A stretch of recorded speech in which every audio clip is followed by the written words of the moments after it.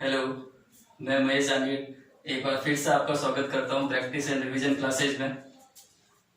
Last class में जो आपने पहला इंट्रोडक्शन देखा है पार्ट 1, अगर नहीं देखा है तो लिंक पर जाइए चैनल पे और उस पार्ट 1 को देखिए। उस पार्ट 1 को देखने के बाद आपको चीजें समझ में आएगी और उसके आगे जो आज टॉपिक चलेगा और बेहतर से समझ पाएंगे आप।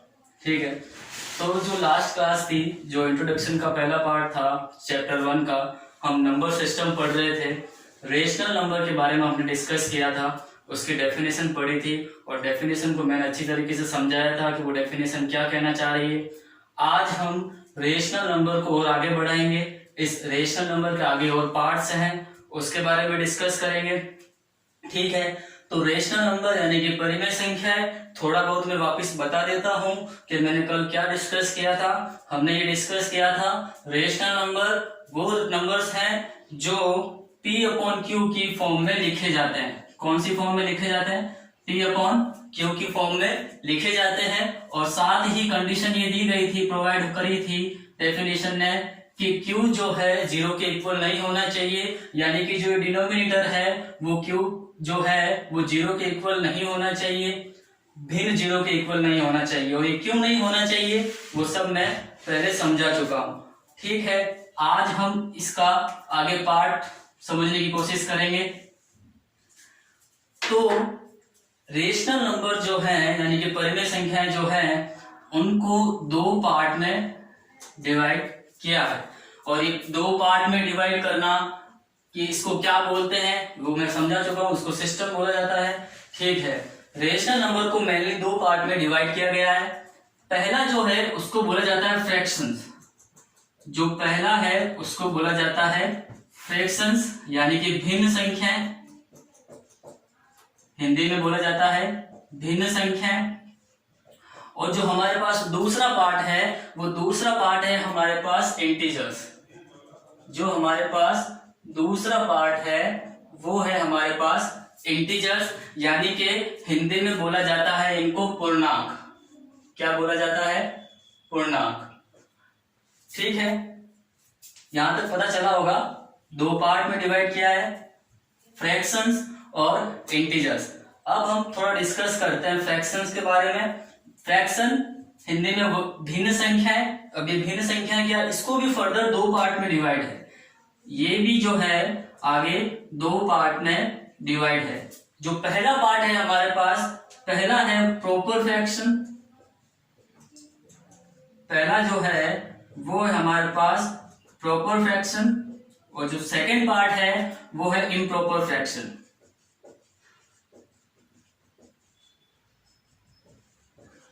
इम्प्रॉपर फ्रैक्शन यानी कि प्रॉपर फ्रैक्शन का मतलब हिंदी में जो है उचित भिन्न बोला जाता है और इम्प्रॉपर को इसका जस्ट अपोजिट अनुचित, अनुचित भिन्न। ठीक है, अब ये क्या होता है प्रॉपर फ्रैक्शन और क्या होता है इम्प्रॉपर फ्रैक्शन, इसको मैं समझाने की कोशिश करूंगा। देखिए, ये जो हमारे पास है 8th क्लास 7th क्लास में इसका डिस्कस हो रखा है, वहां समझा रखा है। एक बार वापिस मैं इसका आपको बता देता हूं। प्रॉपर फ्रैक्शन, जो प्रॉपर फ्रैक्शन की डेफिनेशन है जो बुक्स में लिखी हुई है वो ये लिखी हुई है कि वो नंबर्स यानी कि वो रेशनल नंबर्स जिनमें, आपको पता है रेशनल नंबर को कैसे लिखा जाता है? P/Q की फॉर्म में, P/Q की फॉर्म में लिखा जाता है। अब यहां ये रेशनल नंबर है तो यहां इसको हम क्या बोलते हैं? न्यूमरेटर। और ये जो है इसको बोला जाता है डिनोमिनेटर।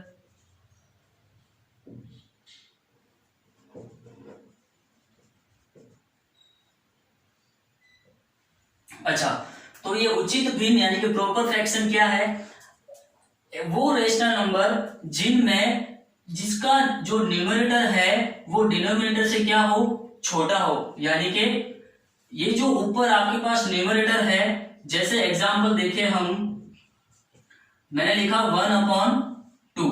आपको यहां दिख रहा है कि जो 1 है वो 2 से क्या है? छोटा है।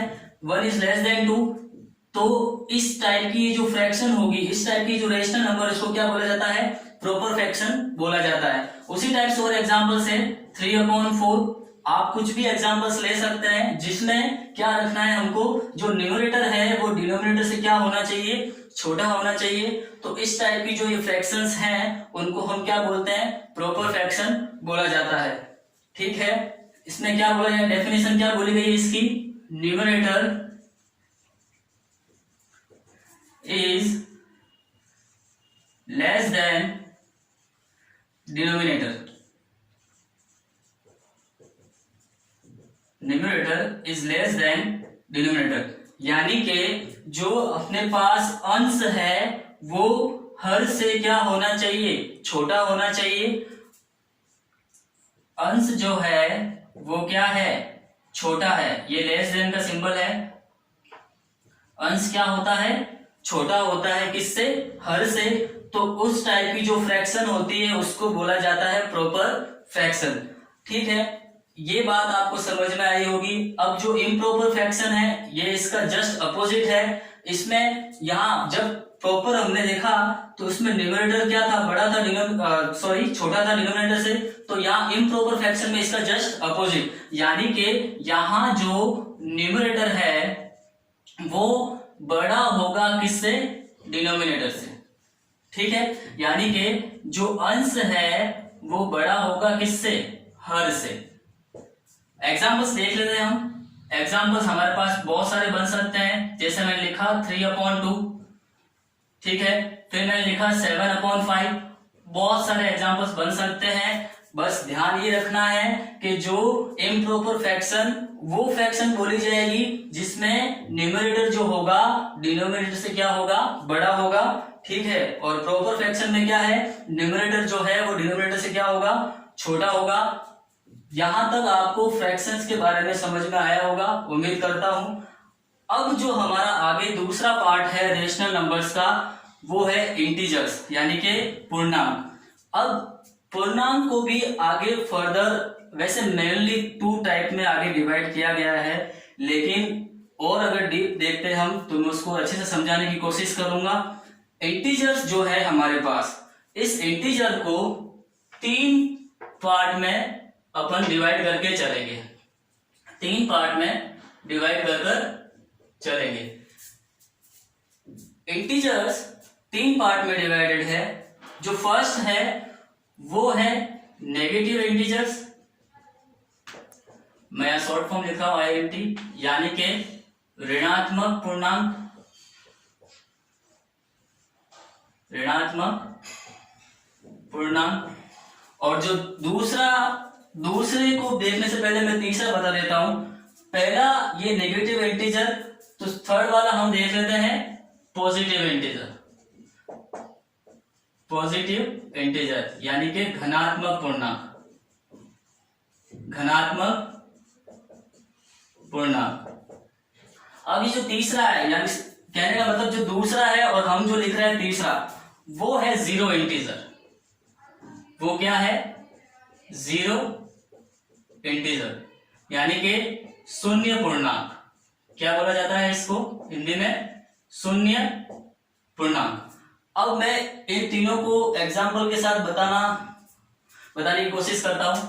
अगर नेगेटिव इंटीजर्स देखें हम एग्जाम्पल्स के साथ, तो हमारे पास इसके एग्जाम्पल्स दिखेंगे -2, -3, -5, -97 और -infinity तक।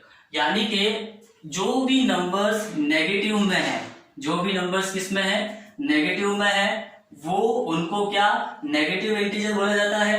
यानी कि जो इंटीजर्स नेगेटिव में है वो नेगेटिव इंटीजर। और फिर हमारा सेकंड आता है जीरो इंटीजर। जीरो इंटीजर नाम से पता चल रहा है कि एग्जाम्पल इसका वही जीरो। ठीक है, और जो हमारे पास तीसरा पार्ट है पॉजिटिव इंटीजर। पॉजिटिव इंटीजर में जस्ट नेगेटिव का अपोजिट, यानी कि इसका जो हमारे पास एग्जाम्पल्स आएंगे वो सारे पॉजिटिव नंबर्स हैं। 1 2 3 4 ऐसे चलते चलते पॉजिटिव इंफिनिटी तक। ठीक है, देखिए अब एक बात यहाँ आती है कि जीरो इंटीजर हमने तो सुन रखा है जीरो, ये जीरो इंटीजर क्या, देखो इसका हर एक का अपना एक स्पेसिफिक नेम है। अब नाम क्यों दे रखा है इसके ऊपर डिस्कस नहीं हो सकता, लेकिन बोला क्या है इसको हम समझने की कोशिश करेंगे। देखो जीरो इंटीजर को जीरो इंटीजर इसलिए बोला गया है क्योंकि ये तो ना तो नेगेटिव इंटीजर होता है और ना ही पॉजिटिव इंटीजर है। ये एक न्यूट्रल नंबर है जिसको बोल दिया गया है जीरो। ना नेगेटिव है ये और ना ही पॉजिटिव है, इसलिए इसका स्पेसिफिक नेम दे दिया जीरो इंटीजर। ठीक है, तो यहां तक हमने ये इंटीजर्स के बारे में देख लिया और इससे पहले हमने फ्रैक्शंस के बारे में देख लिया, भिन्न संख्या के बारे में देख लिया, प्रॉपर फ्रैक्शन क्या होती है, उचित भिन्न क्या होती है जिसमें न्यूमरेटर जो है वो छोटा होता है डिनोमिनेटर से, यानी कि अंश जो है वो छोटा होता है हर से, और जो हमारे पास इम्प्रॉपर फ्रैक्शन है वो जिसको बोला जाता है अनुचित भिन्न, इसमें न्यूमरेटर जो है वो बड़ा होता है डिनोमिनेटर से, यानी कि अंश जो है वो बड़ा होता है हर से। इसके लिए हमने एग्जांपल्स देख लिए थे 3/2, 7/5।